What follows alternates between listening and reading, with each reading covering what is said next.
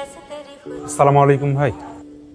ওয়ালাইকুম সালাম। কি খবর দুলাল? এই তো আলহামদুলিল্লাহ ভাই। ভাই একটা বিষয় নিয়ে এসেছিলাম। আব্বু তো রিটায়ার করেছে, আপনি জানেন। আর ফ্যামিলির অবস্থা অতটা ভালো না, দিন দিন তো খরচপাতি বেড়েই চলেছে। আর আমরা তো এখন ঘর ভাড়া নিয়ে থাকছি ভাই। ভাই আপনি কি আমার কথা শুনছেন? হ্যাঁ হ্যাঁ শুনছি, বল। ভাই আমার না একটা চাকরি লাগতো। ছোট ভাইটা পড়াশোনা করছে, মায়ের ওষুধ পানি লাগছে। আর আমি তো পড়াশোনা শেষ করেছি ভাই, আপনি একটু আমার চাকরিটা দেখেন। আচ্ছা ঠিক আছে, কালকে সকালে তোর সিবিটা বাসায় পাঠিয়ে দিস। হ্যাঁ, আমার কাজ আছে, আমি গেলাম। হ্যাঁ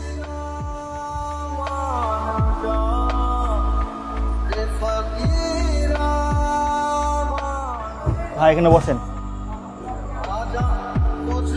কি ব্যাপার ভাই, আপনার তো দেখছি গুনলই না। আপনি এত আশা লেগে গেলেন বড় ভাইয়ের কাছে চাকরির জন্য। বড় ভাই তো দেখছি সারাক্ষণ ফোন লে পড়ে আছে ভাই। আপনি যে একটা কথা বলছেন গুরুত্ব সহকারে, বড় ভাই তো আপনার দিক তাকাবে, আপনার দিকটা একবারও তাকালো না। আর আপনি বড় ভাই গেলে আমাদের সামনে সবসময় প্রাউড ফিল করেন। আপনি বড় ভাই আসে থাকেন না ভাই, বড় ভাই আপনার কোনো কাজে আসবে না। বিপদে সব থেকে গুরুত্বপূর্ণ হলো বিপদে একটা বড় ভাই আপনার পাশে থাকবে। এই বড় ভাই আপনার বিপদে পাশেই নাই ভাই। আপনার যে ফ্যামিলির একটা ক্রাইসিস চলছে, আপনাকে তো সাহায্য করবে, তা করলো না ভাই। সারাক্ষণ দেখছি ফোন লে পড়ে আছে, ব্যস্ততা দেখায় চলে গেল। আমি তো দেখলাম ভাই, এ বড় ভাই আপনাকে গুণ নয় না। এ বড় ভাই দ্বারা কিছু হবে না ভাই, আপনি অন্য জায়গায় চাকরি দেখেন। সব বড় ভাই পাল্লাতে পারেন না ভাই। আচ্ছা তোরা বাদ দে, ভাই যখন বলেছে একটা সিভি দিয়ে রাখি।